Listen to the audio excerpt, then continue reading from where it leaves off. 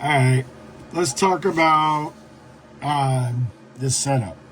It's gonna be my last video tonight. Um, we got motors that are 35 amps, right? We have another 35 amp, and then you had one battery and a charger that has 10 amps in it. Now, real quickly over this, we're at 35 amps, and a slow 10 amp. Now, they call these 10 amp batteries, guys, but they don't give you 10 amp consistent. For something like a consistent, you would need to put a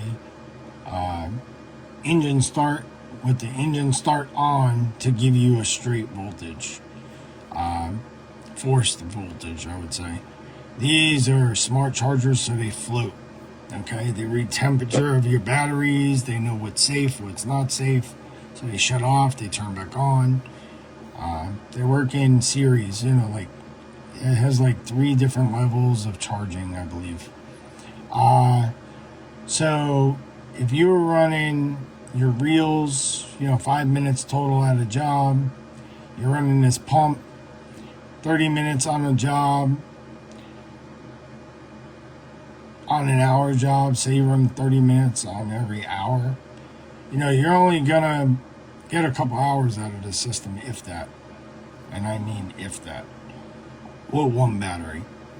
You guys need to be adding a secondary battery. You're asking this poor one little battery to do all this work. And another thing is, these should have really thick wires to them, so they send clean energy. If you have thin wires, it will send dirty voltage. And that's how you waste storage. So your clean storage that you have, nice and stored up, if these are wired wrong, you're actually wasting what you have stored. So please check that. That's why I say voltage drops are a big thing in electrical. So, most people run 100 amp batteries, right? Lithium run 100 amp. Now, lithiums are special because they start at 13.8. Your pump needs to see 12, so you do have a longer spraying time, probably double than a marine battery. Marine batteries don't like to go under 50% of the battery, because then you start cooking the battery up. And then you lose your cycles. So, and to charge these batteries on a smart charger takes hours, not like 2 hours. Some of these batteries, depending on the size, they could take 5 hours, 10 hours, depends on how much of a beating they had that day. And, when you guys get too low on voltage, this is why the 12 volt gets blamed for being supposedly crappy. It's not the pump, man. It's the wiring that you guys are barely given to the system to run. So if you don't give it storage to give it extra power to push everything at its max performance, then everything's weak, right? I mean, the pump's begging for power. The motors are begging for power off of one battery. And you can't say, well, I'm going to plug in now so I could charge while I'm on the job, because that little charger ain't going to do nothing for you. I promise you. So, if you're going to run batteries, you need to run enough batteries. People say, well, I don't feel the difference right away. You're right. You'll feel the difference if you're a busy washer. Like for somebody like me and a couple of the other guys that I know that wash all day, these batteries, you can feel them. And then we know when they're starting to get weak. We can feel it in the gun. So if you're feeling it getting weak on you and you still need more power, that means you need another battery. I've put solar on my system.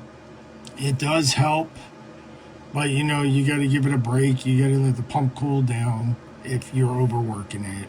If your wires are getting hot, that means you need to upgrade them, or you're coming on and off the gun way too much. Thick wire goes from the battery to the bus bar, and then the motor goes right off, goes to the bus bar. So that's how you convert the wires. So, groups make a big difference. Like group 24 is 70 to 85, and the 31's like 100 to 125. So this is knowing your equipment. This is what I tell you guys. You got to know what you're working with. So if you have a system, did you buy it and you think you could use it all day and you don't have to do anything? And then the pump burned up? I mean, be honest. What happened? Because pumps just don't burn up. Pumps burn up from dirty voltage, wrong tips, coming on and off the gun too much, burning up the micro switches. I mean, it's usually a user error, or it's going to most of the time, as you like on this setup. If this guy tried to use this system for 3 hours, he would burn up his pump 90% of the time. It might take you for a little bit, but as soon as you start really smoking this battery up and everything, like I said, it will work at first, but when it starts taking a beating, you're going to start seeing problems. So you got to give these pumps, these reels, what they need to work. Same as if you're running machines.